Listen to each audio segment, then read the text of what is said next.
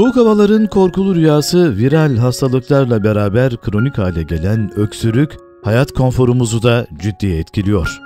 Yalnızca 3 malzemeden oluşan basit ama etkili bir karışım, öksürüğü mucizevi bir şekilde kesiyor.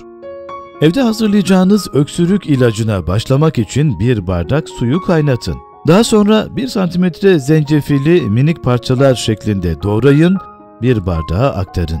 Bir tarçın çubuğu kullanın. Daha sonra ise kupaya yaklaşık 4 veya 6 karanfil ilave edin. Kaynar suyu dökün ve 10 dakika kadar ılımasını bekleyin. Bir süzgeç yardımıyla karışımı bir başka bardağa süzerek aktarın. Değerli izleyicilerimiz, en iyi bağışıklık güçlendirici ve antiviral kaynağı olan karanfil, boğazdaki tüm kaşıntı ve ağrıyı yaklaşık 1 saat içinde geçiriyor. Aynı zamanda karanfil, zararlı bakteri ve mantar, hatta virüslere karşı oldukça etkili bir ojenol içermekte. Uzmanlar, karanfilin kanı temizleme, antiviral özelliklerinin beyaz kan hücrelerini uyararak kandaki toksisiteyi azalttığını, hastalıklara karşı direnci kuvvetlendirdiğini açıklıyor.